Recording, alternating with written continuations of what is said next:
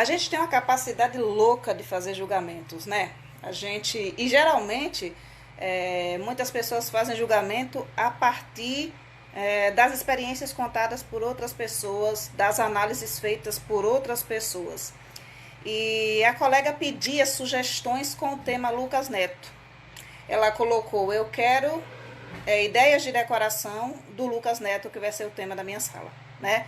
Tirando a questão da decoração, do aspecto de decoração, não quero falar dessa questão da decoração à la festa infantil, não, porque essa opinião você já tem, porque eu já deixei bem claro para vocês. Existem colegas que amam o Lucas Neto, existem colegas que odeiam o Lucas Neto, e existem colegas que têm medo do Lucas Neto, como a gente colocava agora há pouco no site, como o boneco do fofão, né? Tem gente que usa um personagem para dizer esse personagem aqui, ele é terrível, ele vai ser danoso. Isso fizeram com a Xuxa lá na década de 80 e a gente não espera que seja diferente hoje. Eu quero colocar para vocês que antes de fazer qualquer pré-julgamento, a gente precisa ir até os canais e assistir essas pessoas. E foi isso que eu aproveitei para fazer. Eu já fiz outras vezes, aproveitei que a minha sobrinha de 5 anos estava aqui e a gente estava assistindo tantos outros canais que ela ia me mostrando que eu nem fazia ideia de que existiam. Canais que não são atrativos para mim, não seriam atrativos para minhas filhas adolescentes, nunca foram atrativos para as minhas filhas quando crianças porque não existiam, mas que para ela, com 5 anos de idade, fazia todo sentido do mundo e era maravilhoso. Um dos canais que ela me chamou para ver foi o canal do Lucas Neto. E eu confesso para vocês, é extremamente chato para mim, adulta, assistir. Eu achei pavoroso assistir o Lucas Neto. O filme e só conseguia entender que a linguagem era uma linguagem que alcançava uma criança de 5 anos, mas que não era uma linguagem que alcançava a mim. E a gente vai sempre, no lugar do pré-julgamento, levantando hipóteses de por que isso faz sucesso, de por que as crianças gostam tanto disso, o que leva as crianças a ficarem loucas, admiradas, né? E acompanharem tanto esses youtubers.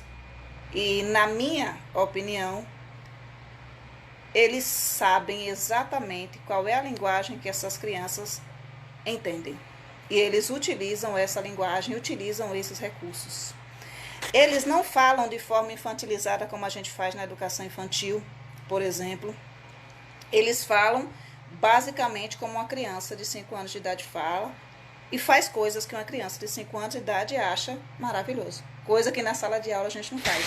A gente geralmente não tenta trazer a criança até a intimidade da fala da gente. A gente tenta incutir na criança o pensamento que a gente gostaria que a criança tivesse e não esse pensamento que a criança já tem, que é esse pensamento mais infantil. Então causa essa histeria enorme no grupo que uma colega esteja querendo trazer um tema que é falado o tempo inteiro na sala de aula dela para o centro, para trabalhar com ele, para entender ele, e para usar a linguagem que essas crianças usam para aproximar essa criança dos conteúdos. E aí é que a gente começa a se perguntar enquanto educadores, né? Qual é a nossa função nesse processo de ensino-aprendizagem, nesse processo de auxiliar no desenvolvimento da criança? É julgar aquilo que a gente não viu? É julgar aquilo que a gente não conhece? É julgar aquilo que a gente não assistiu? Ou assistiu uma fração de segundo fora de um contexto e aferir juízo de valor? O que é que vocês acham? Qual é a opinião de vocês acerca desse assunto? Porque é muito difícil você ter um grupo desse porte, com 1 milhão de pessoas, com tantos professores, com tantos pais, né? Com tantos vovôs e vovós, tios e tias, e a gente não ter a possibilidade de abrir uma discussão acerca de por que as crianças amam tanto os vídeos do Lucas Neto. A gente fica se perguntando, né? Onde estão os exageros, afinal? Quais são os exageros que as pessoas acabam cometendo em relação a esse tema? Por que a gente exagera tanto no pré-julgamento acerca disso ou acerca daquilo? Óbvio que se a gente for pegar a mídia, né, todo mundo que está na mídia, os programas infantis que a gente assistiu a vida inteira, A gente sabe o que é apropriado, o que é inapropriado. O que servia e o que não serve mais. E o que serve hoje não servirá à futura geração. É óbvio, isso é muito simples da gente entender. É muito fácil até da gente entender. E é aí que fica pra gente essa grande questão. Por que Lucas Neto e por que não Lucas Neto? Qual a grande maldade? O marketing por trás do personagem, a questão dos constantes pedidos das crianças pela mochila, pelo livro, pelo caderno, mas as crianças não fazem esse alvoroço com outros personagens. Quando, por exemplo, se lança a Galinha Pintadinha, que é extremamente educativo, as crianças não anseiam por essa personagem, por ter a pelúcia dessa personagem, por ter a mochila dessa personagem, né, por ter o caderno dessa personagem. Então, o problema seria em si o personagem ou o marketing que está por trás do personagem. E por que alguns personagens são tão odiados, tão demonizados, e outros personagens não são amados e são queridos? Por que a gente considera que aquilo que a criança gosta, porque tem agitação, porque tem barulho, porque tem grito, é algo que está sendo construído por um adulto, mas não é algo que é do universo infantil e que a gente vive constantemente reprimindo. Crianças pequenas gostam de gritar, gostam de saltar, gostam de pular, gostam de correr, gostam de rolar, se escondem embaixo de mesas, gostam de ficar em cima de mesas. Isso é o que uma criança de 4, 5 anos faz.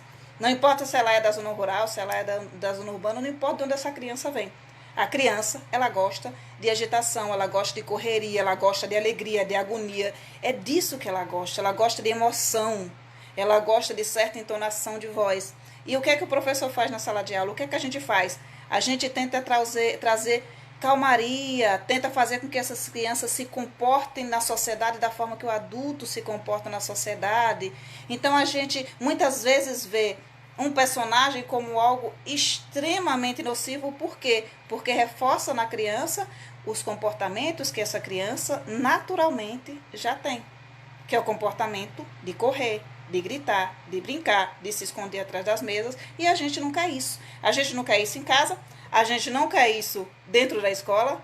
A gente espera que a criança entenda que determinados comportamentos servem na hora do parque. E mesmo assim no parque, os pais ainda ficam no pé das crianças.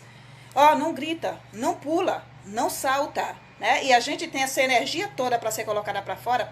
E os canais que eu vi com a minha sobrinha de 5 anos de idade, e eu vi muitos canais, acreditem, em 10 dias, eu vi muitos canais, todos eles vinham nessa perspectiva de uma linguagem que a criança de 5 anos de idade entende e se identifica, e ela me fez ver muitos, vocês não fazem ideia, muitos e muitos vídeos de história de terror. E ela reforçava para mim constantemente: tia, não é para ter medo. É terror, mas não é para você ter medo não, porque aqui é para criança. Eram vídeos feitos por crianças, para crianças. Vídeos simples, com fantochezinhos, com um bonequinho, com qualquer coisa, mas a linguagem não era infantilizada, era a linguagem da criança para criança.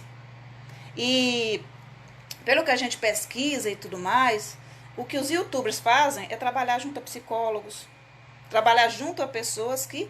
E todo mundo que trabalha no marketing sabe, quem trabalha em marketing trabalha com a possibilidade de alcançar determinado público. E que público é esse? O público infantil, o público de 5 anos de idade. Então se observa esse grupo, se busca saber como esse grupo ele atua no mundo, quais são as coisas que elas gostam de fazer, e a partir disso tudo se constrói um canal de mídia que atenda aquele público. Basicamente é isso. E a escola faz isso? Não. Por quê? Porque a escola dispõe de um professor de pouco recurso e a gente quer falar uma linguagem, né, culta, uma linguagem que leve a criança a ter determinado comportamento, que é esse determinado comportamento que é esperado pela sociedade. Uma criança mais calma, uma criança mais contida, uma criança que fica ali no cantinho dela, que não dá trabalho, uma criança que não vai gritar muito. Então a gente vai procurando essas bruxas, né, de década em década. A bruxa já foi a Xuxa, já foi a Angélica, já foi a Mara Maravilha. Garanto que quem assistiu o Balão Mágico achava que a bruxa era o Balão Mágico. A bruxa já foi o Fofão, né, que estava lá no Balão Mágico e depois teve o programa dele. Em todas as épocas vai existir pessoas para amarem e para odiarem determinados personagens. E o mais interessante para a nossa área é a gente entender como esses youtubers atuam, qual a linguagem que eles utilizam, de que forma eles conseguem se aproximar tanto das crianças, de modo que as crianças queiram passar o dia inteiro olhando para eles e que estejam interessadas constantemente naquilo que eles estão falando, e a escola não consegue. E por que a escola não consegue? Será que não falta para a gente também entender esse universo infantil?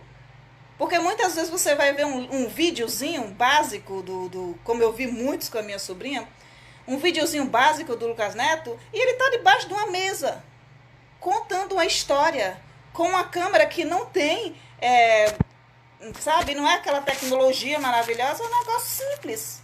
Uma câmera, um cara com um bonezinho azul, debaixo de uma mesa, falando algo para uma criança, né? E aí eu perguntava sempre para minha sobrinha, o que é que tem de tão ruim no Lucas Neto, o que é que tem de tão bom no Lucas Neto? Ela disse, tia, o Lucas Neto adora Nutella, né? E ela sempre falava, o Lucas Neto adora Nutella, tia. Eu não gosto de Nutella, né? E eu ficava prestando atenção, não é porque o Lucas Neto gosta de Nutella que ela tem que gostar de Nutella. E ela dizia, ele fica, eu amo Nutella. E eu falava, meu amor, o Lucas Neto grita muito. E ela dizia, ele grita muito que gosta de Nutella. Mas eu não gosto de Nutella não, tia, Nutella não é bom, né? E aí a gente vai percebendo que a gente acha que a criança é esse vasilhame vazio, que não sente, que não pensa, que não interage. Essa criança que não é uma criança inexpressiva, é uma criança que qualquer pessoa, em qualquer canal de mídia, consegue colocar qualquer coisa na cabeça delas. Quando, na verdade, já existe um ser que atua no mundo, um ser que pensa e um ser que escolhe.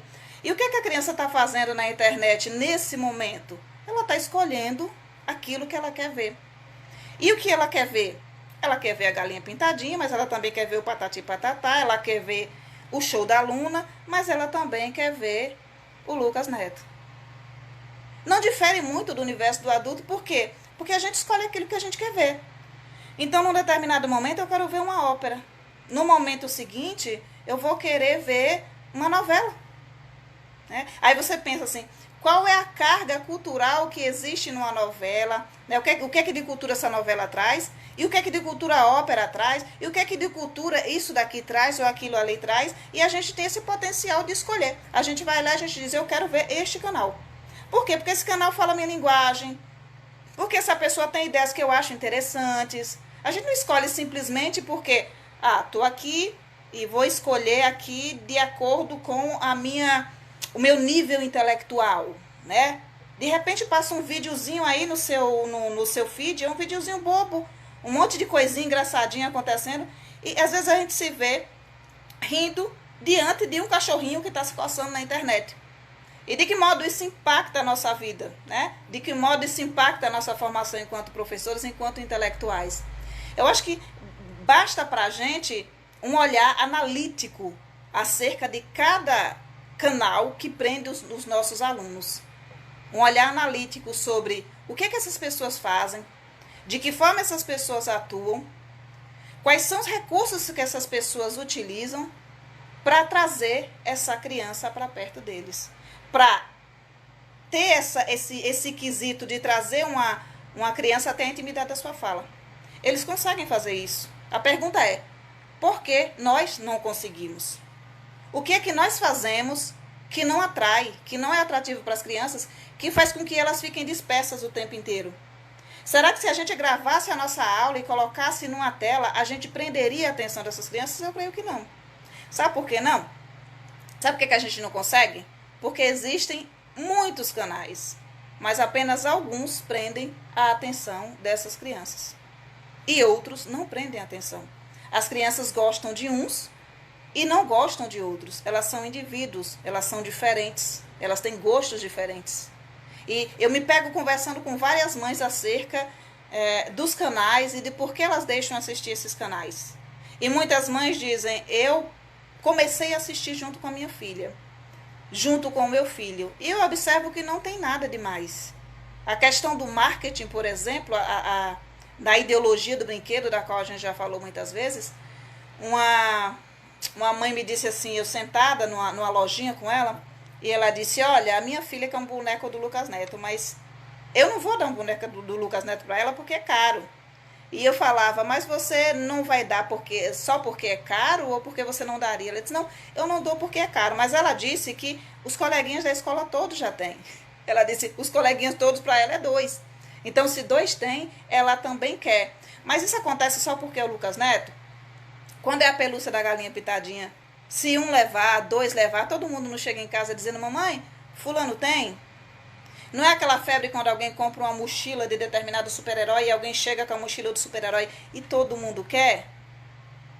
Ou será que é diferente e a gente está fazendo uma análise também diferente acerca disso? Eu só sei de uma coisa, né? Lucas Neto, tem gente que ama, tem gente que odeia, tem gente que tem medo porque acha que vai influenciar as crianças e vai levar as crianças para o inferno, ou vai fazer as crianças terem um comportamento ruim, ou vai fazer as crianças se matarem. Eu acho que já chega a ponto, já vira uma certa histeria, uma histeria coletiva, onde uma pessoa joga um post e as outras pessoas saem atrás, sem observar canal, sem ver, sem assistir nenhum vídeo, começa a comprar ideia e a dizer, era isso mesmo. Que foi o que aconteceu com o Fofão na década de 80. Né? As pessoas iam ter um punhal lá dentro, é amaldiçoado. Inclusive tem gente que acredita até hoje. Como aconteceu com a Xuxa, tem pacto com o demônio, se você colocar o disco de trás para frente, ela está saudando o demônio e a boneca dela arranhou criança e tem boneca presa em tal lugar. São lendas e lendas que são criadas em torno de um personagem. Às vezes nasce para que as crianças elas percam o interesse por aquele personagem, né? A partir do medo que se cria em torno dele. E a criança, né, criar medo acerca de algo, ou não gostar de algo porque alguém colocou medo nela é uma coisa. Agora, um adulto que não vai lá, não analisa, não senta com a criança, não conversa com a criança, não entende o que a criança, como aquilo está influenciando positivamente ou negativamente a criança, fica meio complicado. Porque tem criança que realmente grita muito, que realmente dá trabalho, mas isso não tem nada a ver com um vídeo que ela viu na internet. Tem muito que ver com a falta de limite colocada pela família. Tem criança que não tem limite nenhum. E tem criança que pode assistir qualquer programa, em qualquer momento, ela vai sempre ser educada. Ela vai sempre ser educada, vai sempre ser disciplinada, vai sempre ser respeitosa com os pais e vai sempre ser respeitosa com os professores. Por quê? Porque os pais criaram essa criança para respeitar. Não é alguém dentro de um programa de televisão que vai mudar o pensamento dessa criança se os pais forem próximos a ela. Né? Não dá para virar a cabeça de uma criança porque ela assistiu alguma coisa e de repente eu vou fazer isso porque fulano mandou que eu fizesse. Aí eu acho que falta muita supervisão dos pais. Falta muito papai e mamãe se disponibilizar a assistir o programa junto com a criança. Porque tanto faz se é Carrossel, tanto faz se é Lucas Neto, tanto faz se é Show da Luna, papai e mamãe tem que ficar ali de junto, vendo. Tem muita gente que demoniza também a Peppa Pig, odeia a Peppa Pig. E tem gente que acha que a Marcha e o urso deseduca a criança porque a criança vai aprender o comportamento da Marcha ou porque a criança vai aprender o comportamento da Peppa Pig. Eu acho que é muito medo, né, de um desenho ou de um canal. É muito medo, é uma histeria muito grande, muito medo acerca de um personagem. O que eu acho que com o tempo, com os estudos, com as análises, a gente acaba entendendo que se você educa bem o seu filho, se você educa o seu filho para respeitar, se você tem proximidade com o seu filho, podem falar o que quiser na televisão. Quando algo se opor ao pensamento que você ensina, ele virá até você e perguntará para você por que isso, por que aquilo. O que é que posso fazer eu acerca do preconceito do outro, se não chegar até um canal de mídia como esse e conversar com vocês acerca do que é preconceito, do que não é preconceito, do que vem travestido de coisa boa e não é coisa boa, do que parece ser demoníaco e não é, do que a maioria demoniza e não é, a partir das minhas opiniões, a partir do meu senso ético, a partir do meu senso moral. E eu acho que a ética, ela pede de mim, talvez não peça de todo mundo, porque a ética de cada um é diferente, que antes da crítica, eu faça uma análise daquilo que eu estou criticando. Então eu vou até o canal, eu vou assistir um vídeo, eu vou assistir outro, eu vou assistir outro, eu vou analisar, eu vou sentar junto com as crianças. Com quantas crianças eu conseguir, eu vou conversar com elas, eu vou conversar com mães de crianças acerca desse tema, eu vou olhar o posicionamento de A, de B, de C, a partir daquilo que está na minha tela, e aí eu vou fazer a minha análise acerca desse ou daquele tema. Então a questão toda que se coloca para a gente aqui acerca dos canais de youtubers, a maior questão que eu coloco é: como é que eles conseguem falar uma linguagem que mantém as crianças tão focadas no conteúdo e na mensagem deles, e a gente que tanto critica, que tanto odeia, que tanto demoniza, não consegue trazer a criança até a intimidade na nossa fala? O que a gente tem que fazer? A gente tem que começar a estudar a criança, a levar em consideração o que as crianças gostam, a observar o que as crianças querem, a perguntar o que é interessante para eles. Será que a gente não precisa sair lá da década de 70, de 80, onde a gente está presa, onde a nossa infância aconteceu e a gente ficou preso, e começar a ver como é que é a infância dessas crianças, e utilizar a tecnologia, e utilizar os recursos para conseguir trazer essa escola que a gente tem do século passado para o presente século, independente de quem seja, independente de que canal seja, né? A gente está falando de canal que crianças de 5 anos gostam, mas qual é o canal que as crianças de 12 gostam? Qual é o canal que as crianças de 11, de 10 anos gostam? O que é que faz a cabeça delas? Qual a linguagem dessas pessoas? E aí trazer isso como uma forma de estudo, para que a gente consiga ensinar os conteúdos, auxiliar no desenvolvimento e na aprendizagem das crianças, de uma forma que tantos outros fazem que a gente não consegue.